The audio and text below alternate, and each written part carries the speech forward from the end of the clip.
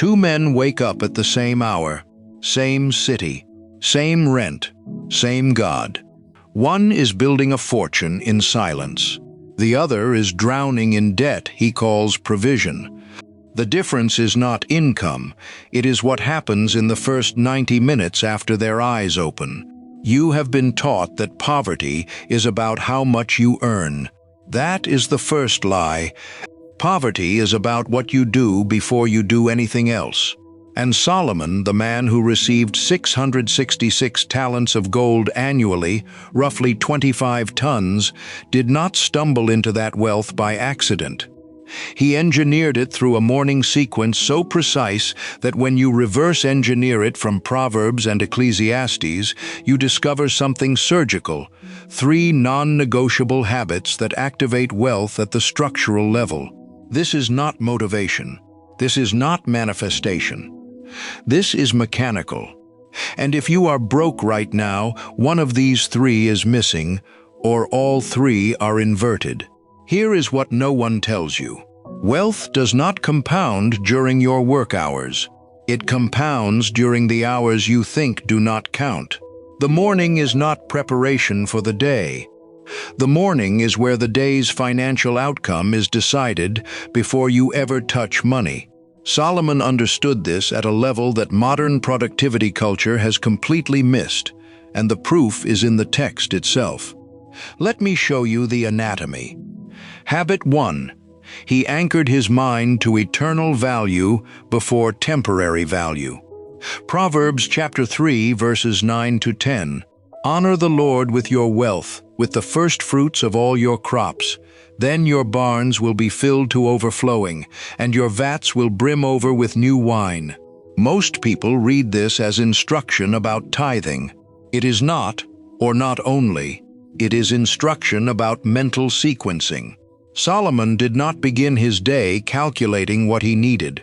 He began by acknowledging what he had already been given. This is not gratitude as a feeling. This is gratitude as a financial technology. Because the first thought you have about money in the morning sets the frequency for every financial decision you make that day. If your first thought is scarcity, if you wake up and immediately start calculating bills, rent, debt, what you do not have, you have just programmed your nervous system to operate from lack. And a mind operating from lack makes decisions that perpetuate lack. It will avoid risk. It will hoard instead of allocate. It will chase security instead of opportunity. It will say yes to the wrong income and no to the right investment. But if your first financial thought is abundance, if you wake up and before you think about what you need, you think about what you have been trusted with, you have just reprogrammed your decision-making circuitry. You move from a defensive crouch to an offensive stance.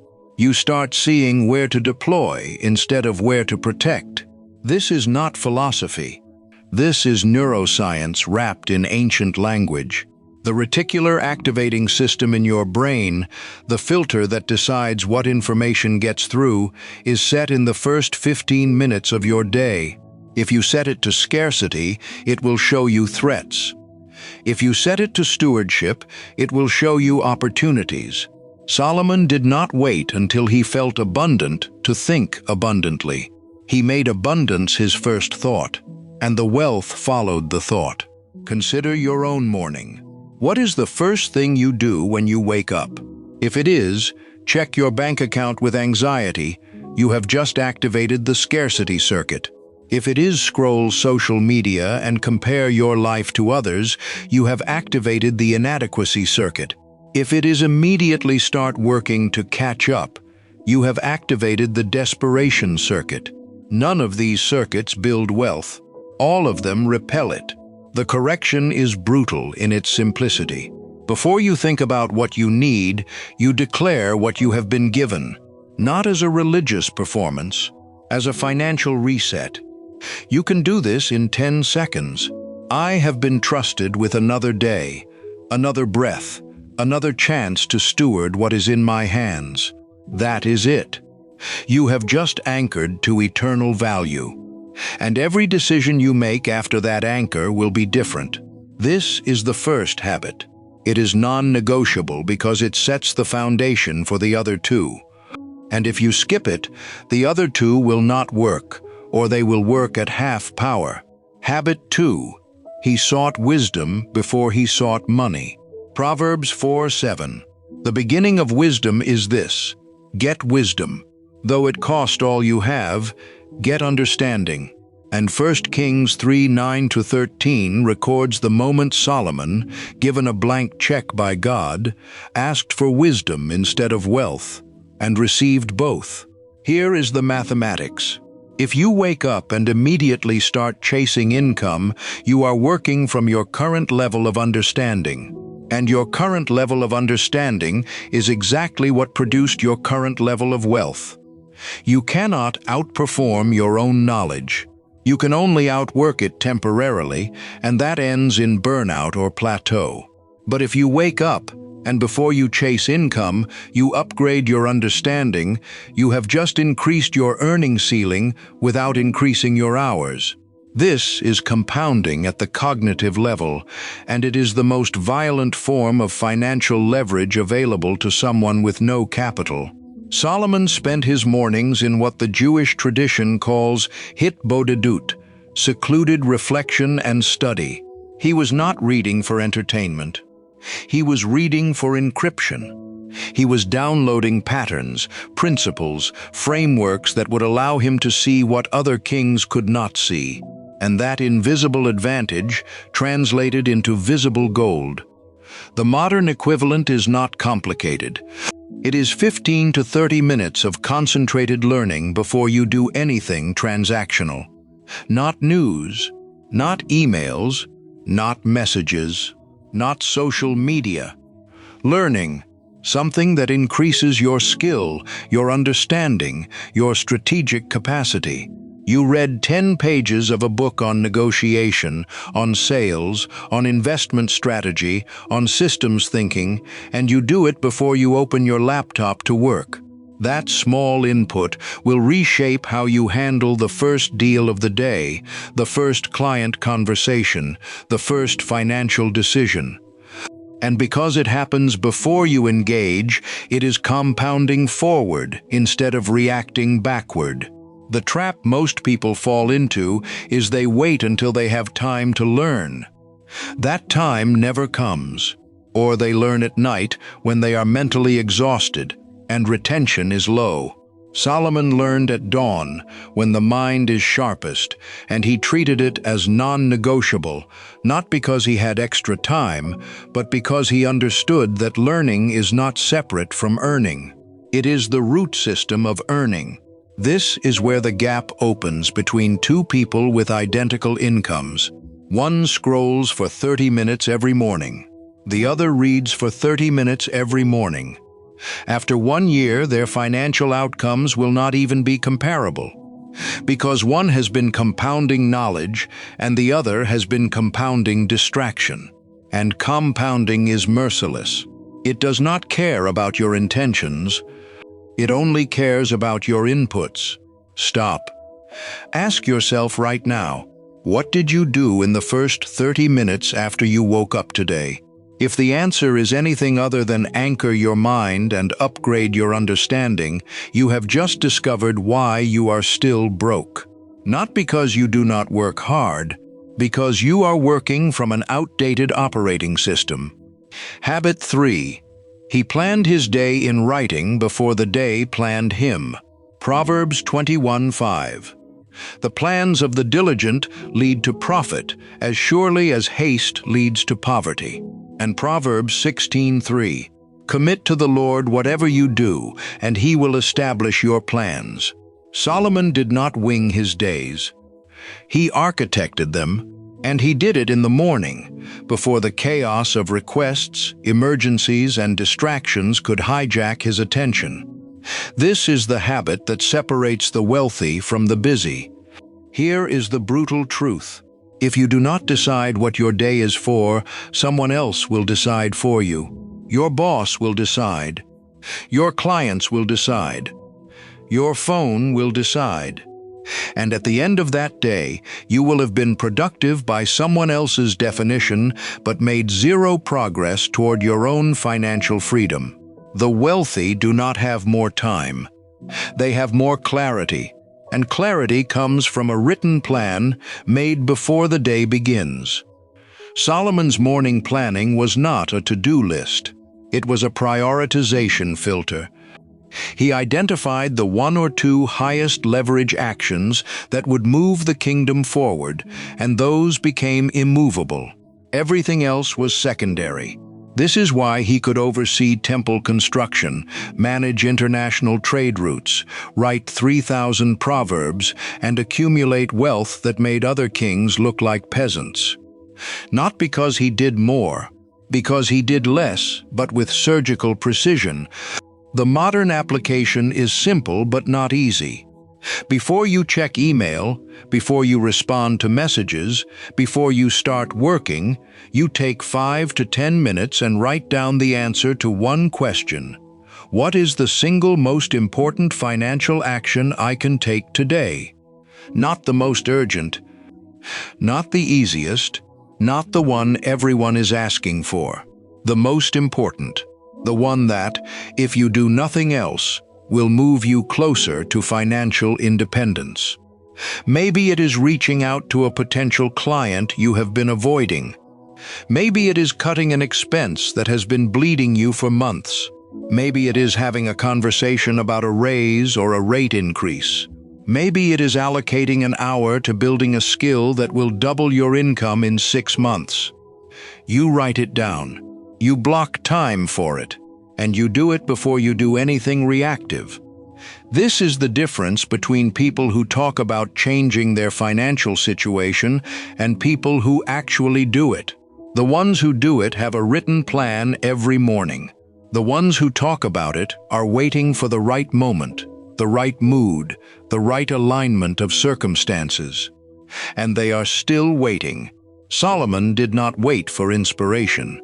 He structured his days so that inspiration was irrelevant.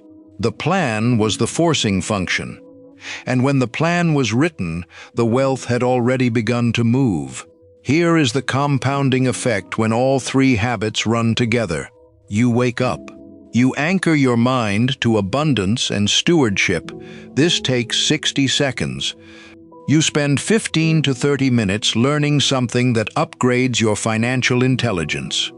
You spend 5 to 10 minutes writing down your highest leverage action for the day. Total time, 20 to 40 minutes. You have just done more for your financial future in those 40 minutes than most people do in a month of hustle, because you have set the frequency, upgraded the processor, and locked in the target. Everything after that is execution, and execution is easy when the foundation is correct. But if you skip even one of these 3, the system degrades. If you skip the anchor, you execute from scarcity. If you skip the learning, you execute from ignorance. If you skip the plan, you execute from reaction. And none of those modes build wealth. All of them burn energy without producing lift. The mathematics are merciless. Let me show you the contrast in numbers. Person A earns $50,000 a year, wakes up, scrolls phone, reacts to emails, works hard all day with no plan, goes to bed exhausted. No learning input, no strategic thinking. Income stays flat or grows slowly through raises. After 10 years, still around $50,000 to $60,000, no assets, no leverage. Person B earns $50,000 a year, wakes up, anchors to abundance, reads for 20 minutes, writes down the one financial move that matters, does this every morning. After 1 year, has consumed over 120 hours of financial education, has made 365 high-leverage decisions. Income has increased through skill acquisition and strategic job change, now earning $70,000. After 3 years, has built a side income stream, cut expenses surgically, and started investing. After 10 years, earning over $120,000, owns assets, has systems running in the background. Same starting point, same economy, different morning, different outcome. This is not theory. This is pattern recognition from Solomon's life mapped onto modern financial behavior. And the pattern is this: morning determines outcome. Not effort, not hours worked, not even talent. Morning, you cannot outwork a bad morning routine. You can only exhaust yourself trying. Now let me tell you where most people break. They hear this and they try to do all 3 perfectly, starting tomorrow. They set an alarm for 5 a.m., they buy 3 books, they create an elaborate journaling system, and they last 4 days. Then they collapse back into scrolling and reacting and calling it just being human. This is not about perfection. This is about installation. You do not install all 3 at once. You install one, you run it for 30 days until it is automatic. Then you install the second, then the third. By day 90, the system is running, and you are not using willpower anymore. It is just what you do. Start with the anchor, 60 seconds.